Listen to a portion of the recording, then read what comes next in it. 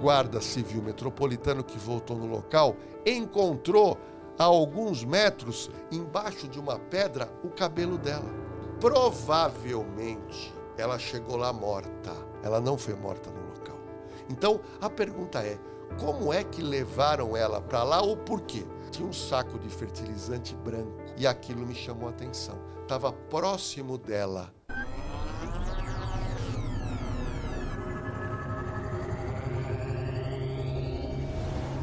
E eu queria começar dos mais de um mais antigo, que acho que teve um fechamento, mas que a gente não comentou aqui no podcast do caso Vitória. Você tem o fechamento do que ficou? Porque tinha um monte de dúvida sobre o que era, o que não era, o rapaz estava preso, o que ficou? Olha, vamos lá, o caso Vitória é um caso impactante. Só que tem um detalhe, a imprensa esqueceu o caso Vitória. Sumiu, né? Ninguém fala mais. Não comenta mais. O caso é muito emblemático. É uma menina de 16, 17 anos que morre de uma maneira bárbara. Marcão, eu tive acesso às imagens, que eu tenho certeza que você não viu. Eu nem quero. Eu tive acesso às imagens da menina que foi encontrada lá em Cajamar. É um negócio deprimente. E eu me revoltei com aquilo e a gente quer ir até o final. Eu fiz amizade com o Dr. Fábio Costa, que é o advogado da família da Vitória. Eu entrevistei no meu YouTube, na Cena do Crime, o Dr. Fábio. Entrevistei o seu Carlinhos, que é o pai da Vitória. E então você acaba pegando mais interesse pelo caso, porque eu fiquei sabendo mais da Vitória. E agora, Na Cena do Crime, eu entrevistei o perito contratado pelo Dr. Fábio Costa. Por quê? Porque os laudos periciais são muito densos. E o Dr. Fábio Costa também estava com algumas incertezas. Então, o perito, que é o Dr. Daniel Pelege, nós também entrevistamos. Só que a mídia esqueceu. Por quê? Porque tem outros casos na frente, que são hoje, em tese, de mais interesse. É óbvio que quando o Michael for a julgamento, vai voltar, mas nós não. Então eu quero te atualizar. Vamos lá. Então, ela foi morta, a polícia localiza o suspeito que teria matado, que é o Michael. O Dr. Fábio Costa acredita que tem partícipes desse crime, só que a polícia não conseguiu chegar. E aí, o Michael preso, ele contratou bons advogados, tentaram a liberdade e não conseguiram. Não conseguindo, nós tivemos agora, dia 18 de setembro, 18 de agosto, nós tivemos a primeira audiência criminal no Fórum de Cajamar, que foi uma audiência, para você ter uma noção, começou às 9h40, acabou às 20 horas. Foram ouvidas quase 30 pessoas, e uma audiência muito importante. E eu quero parabenizar o juiz, por quê? Porque ele trabalhou já para deixar para a próxima audiência só interrogatório do Michael e a decisão dele se o Michael vai para o tribunal do júri ou não. Então o processo está andando rápido. E aí nós acompanhamos a realização dessa audiência e o que nós colocamos lá na Cena do Crime, eu vou te contar, foi a pressão sofrida pelo seu Carlinhos durante a audiência. Por quê? Porque os advogados do réu que mata, ele tem que fazer o quê? Como tese de defesa, desqualificar a vítima. E nesse caso, a vítima morta, foram para cima do seu Carlinhos com perguntas indelicadas. E o Dr. Fábio ficou realmente... Houve um embate jurídico muito grande. O que ficou patente nessa audiência do dia 18 é que foram ouvidas muitas testemunhas. Só que tem um detalhe, você não tem imagens da morte, você não tem imagens da Vitória com o Michael, a polícia tem uma série de deduções e algumas provas que indicam que ele teria matado. Mas foi um crime cometido sem testemunha. O Dr. Fábio acredita que tem mais gente, mas não foi localizado nem como suspeito. E agora, no mês de setembro, nós temos, no dia 23, a audiência de interrogatório do Michael. E a minha surpresa, a gente vai estar acompanhando lá no fórum. Por quê? A gente quer ver se ele continua... Porque na delegacia, Marcão, ele confessou. Só que 24 horas depois, ele gravou um vídeo, porque o advogado dele foi na delegacia e com o celular gravou ele dizendo: não, eu não confesso nada. Eu fui pressionado pela Polícia Civil a confessar. Então, eu entendo que agora ele vai negar o crime. Ele vai sustentar algum álibi, vai negar o crime, eu acredito, e pedir a liberdade dele para responder o processo em liberdade. E aí nós vamos ver se o juiz vai dar essa oportunidade para ele ou não. Ou seja, a próxima audiência, ela é muito importante. Por quê? Cajamar, para quem não conhece, é uma cidade meio que rural. Então não tinha como se ter uma câmera, não tinha como se ter maiores indícios, porque essa moça foi encontrada no meio de um matagal a 200 metros, Marcão, da estrada de terra. Então entenda uma coisa. E isso, eu perguntei para o doutor Danilo, que é o perito, e ele não conseguiu me dar uma resposta plena, porque ele não analisou o laudo por completo, mas ele vai me dar essa resposta lá no YouTube, na cena do crime. Pelo seguinte, você imagina, vamos imaginar que aqui a gente tenha, Marcão, uma estrada. Então, alguém parou um carro aqui e, depois de andar 200 metros para dentro do matagal, é encontrado o corpo de Vitória. O corpo de Vitória praticamente sem roupa, com um sutiã trançado, e você encontra ali marcas de agressão, ela foi encontrada morta. Mas olha que curioso, nesses 200 metros, quando você passa 80, 100 metros, você tem uma cerca de arame farpado.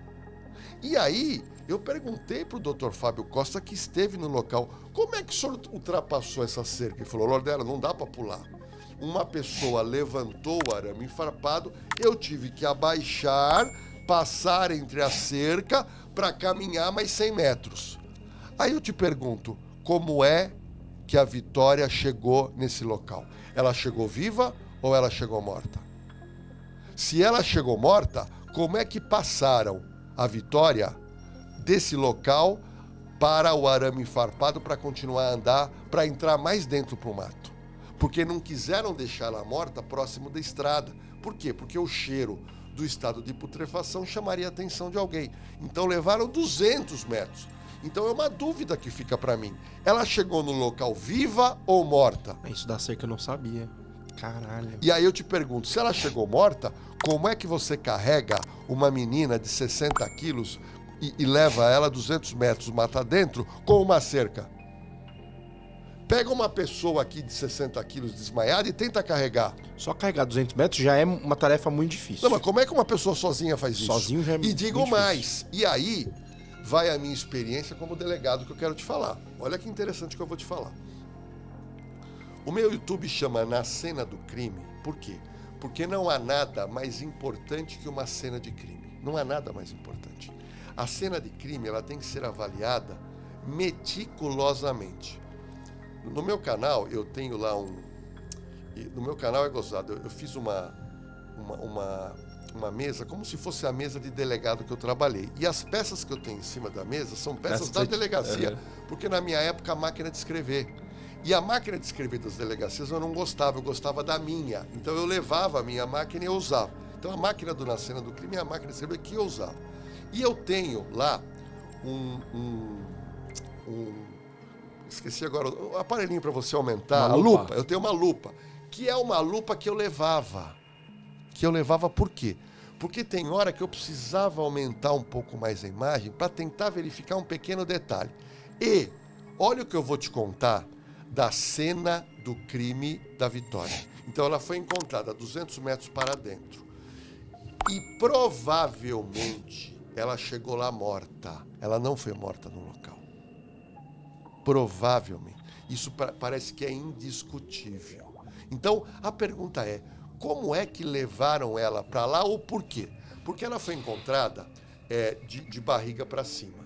E na parte de cima você não tem nenhum tipo de sinais de arrastamento. Só que do lado, eu observei numa imagem, sabe aqueles sacos de fertilizantes grandes? Sim. Tinha um saco de fertilizante branco.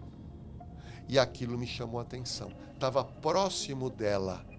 me dá a impressão que aquele saco de fertilizante, isso ninguém falou, que ela teria sido colocada em cima daquele saco e aí você vai puxando o saco.